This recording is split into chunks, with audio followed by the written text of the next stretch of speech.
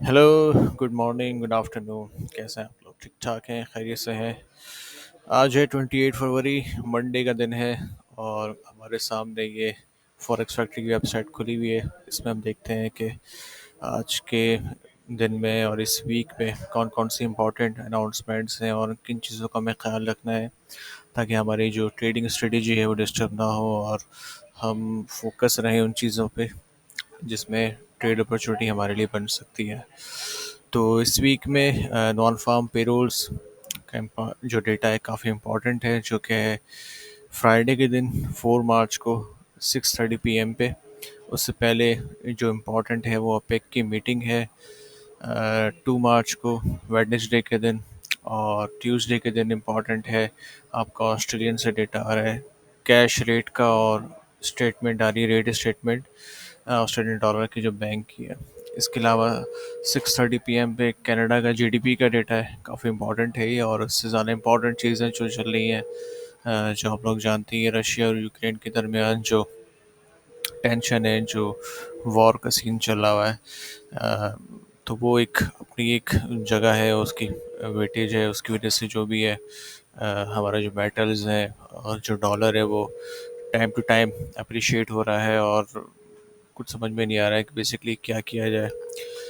हमने last week में crude oil को बाई किया था थर्सडे के दिन। थर्सडे के दिन नहीं, बेसिकली थर्सडे के दिन तो मार्केट ऊपर गई थी हमारे। 150 का हाई मारा है। ये आपके सामने चार्ट है, मैं अगर इसको खोलूँ, ये तकरीबन 150 तक गया था ये। और 150 के बाद मार्केट ने बिल्कुल ही इसको वापस कर दिया नीचे। हमने बाइंग कराई थी इस उम्मीद पे कि जंग है, मार्केट हो सकता है 105 110, और आवाज़ें आ रही थी 120 तक की। तो हमने ये सोच के बाय कराया, लेकिन उसके बावजूद मार्केट जब गिरी तो वो तकरीबन जो कुव्वत बर्दाश्त थी वो टूट गई, और सब लोग यहाँ से निकल गए और समझे कि शायद हालात नॉर्मल होने वाले हैं, या शायद जंग का असर क्रूड ऑयल नहीं ले रहा है। और मार्केट क्लोज हुई कोई 92 के आसपास फ्राइडे के दिन। और अब दोबारा से बमबारी हुई है यूक्रेन के शहर कीव में। तो उसकी वजह से दोबारा से अब क्रूड ऑयल ऊपर आ गया है।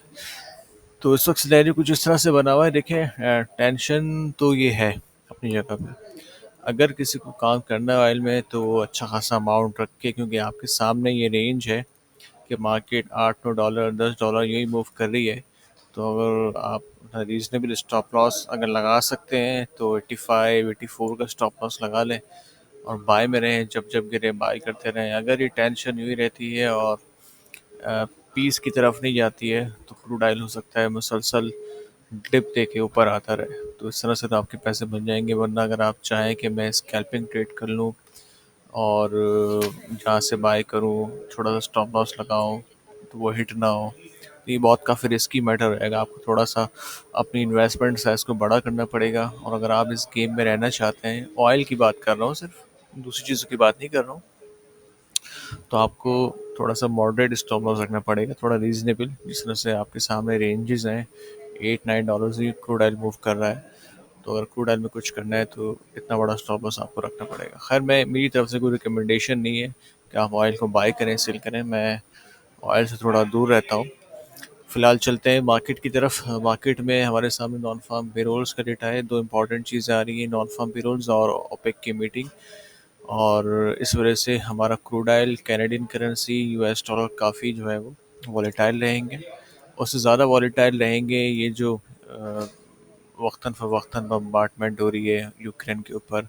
और जैसे जैसे ये लोग आगे बढ़ते जा रहे हैं, रशियन फोर्सेस यूक्रेन में, और इलाके फ़तह हो रहे हैं, तो उसकी वजह से कुछ ना कुछ इम्पैक्ट आता रहेगा। तो हो सकता है डॉलर इस वजह से थोड़ा बहुत स्ट्रेंथ में रहे। इस वजह से अगर थोड़ी बहुत चीज़ें रुक जाती हैं, किसी वजह से टॉक बीच में आ जाती है कि चलें रशिया यूक्रेन बात करने जा रहे हैं, कुछ ना कुछ मामला तय होने जा रहे हैं, तो हो सकता है डॉलर वीक हो जाए और हमारा जो यूरो डॉलर का चार्ट है वो बनाना शुरू हो जाए, पाउंड डॉलर बनाना शुरू हो जाए। ये थोड़े से एनालिसिस एंड सेंटिमेंट्स हैं, लेकिन उसके बावजूद इन तमाम चीज़ों के बावजूद हम जिन चीज़ों के ऊपर फोकस रखेंगे वो दो करेंसी पेयर्स हैं। इस वीक में मैं पाउंड डॉलर की बाइंग को थोड़ा सा कंसिडर करूँगा, पाउंड डॉलर में बाइंग करेंगे हम, और डॉलर कैनेडियन को सेल में हम देखेंगे इस वीक में। ठीक है, तो ये बड़ी इंपॉर्टेंट चीज़ है। थोड़ा सा मैं आपको आइडिया दे दूँ क्या ट्रेड सेटअप हो सकता है हमारा। अभी चल रहा है यूएसडी कैनेडियन 2782, और अगर यहीं के हिसाब से इस्टेब्लिश करते हैं और मार्केट यहाँ से ऊपर चल पड़ती है तो यहीं कहीं से एक सेल ले सकते हैं आप, और स्टॉप लॉस रख सकते हैं अपना को 282890 के आसपास। टारगेट हो सकता है आपका ये जो एक सपोर्ट चल रही है हमारी, अगर ये ब्रेक होती है इन केस, तो हमारी नेक्स्ट सपोर्ट है कोई 2570 के आसपास। ठीक है, तो यहाँ तक मार्केट के नीचे आने के चांसेस बन सकते हैं, और इसमें अगर आपकी दो पोजीशन इस्टेब्लिश हो जाती हैं तो एक रिस्क रिवॉर्ड काफ़ी अच्छा हो जाएगा। आपका रिस्क ये है और रिवॉर्ड आपका ये हो सकता है, चांसेस ये हैं। तो डॉलर कैनेडियन की सेल एक अच्छा ट्रेड आइडिया हो सकता है। इसके अपडेट्स मैं ग्रुप में दे दूंगा। अगर ये ट्रेड सेटअप बना अभी तो जस्ट मैं आपको इन्फॉर्म कर रहा हूँ कि हमारा फोकस इन चीज़ों के ऊपर होगा, लेकिन जब हम एग्जीक्यूशन की तरफ जा रहे होंगे तो मैं प्रॉपर आपको गाइड कर दूंगा।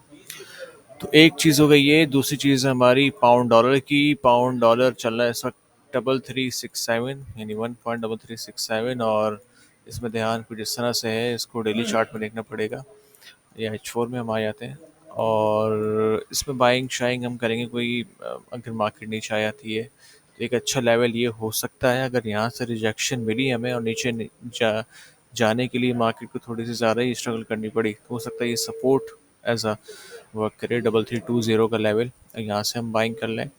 और अगर मार्केट ने एक दफ़ा ये जो बीच में रेजिस्टेंस है हमारी, जो फर्स्ट रेजिस्टेंस एरिया है 3430 का, अगर ये किसी तरह से ब्रेक कर देती है मार्केट 3440 3435 समथिंग लाइक, ये कोई एक रेंज है, तो ये अगर ब्रेक कर दे रही तो थोड़ा सा इसमें स्पीड आ जाएगी और मार्केट हो सकता है फिर ऊपर तेज़ी से चली जाए।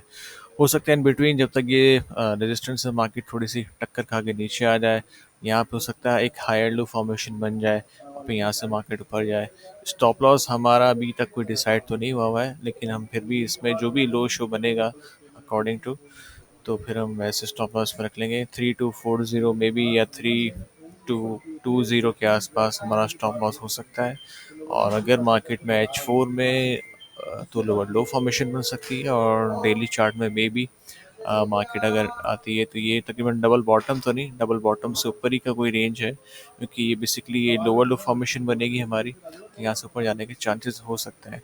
तो अगर मार्केट ऊपर आती है तो हमारी लिक्विडेशन ये हो सकती है, क्योंकि अगर एक ट्रेंड लाइन वैलिड है ये हमारी, तो मार्केट यहाँ तक जाके 3518 3515 से रिजेक्शन ले सकती है, तो हमारी बाय ट्रेड यहीं कहीं लिक्विडेट हो जाएंगी। हमारा कोई टारगेट यहाँ नहीं है, 36 के आसपास से थोड़ा सा लॉन्ग टारगेट हो जाएगा। बेहतर है कि हमारा जो भी रीचेबल टारगेट्स हम उसके ऊपर फ़िलहाल कॉन्सेंट्रेट करें। तो ये दो आइडियाज़ हैं पाउंड डॉलर और डॉलर कनाडा के। फ़िलहाल हम गोल्ड में, ऑयल में फ़िलहाल थोड़ा सा दूर रहेंगे। अगर कुछ चीज़ समझ में आती है इंट्राडे बेस पे तो मैं वैसे भी अपडेट आपको कर दूंगा। फ़िलहाल अभी कोई मेरा इरादा नहीं है इसको देखने का।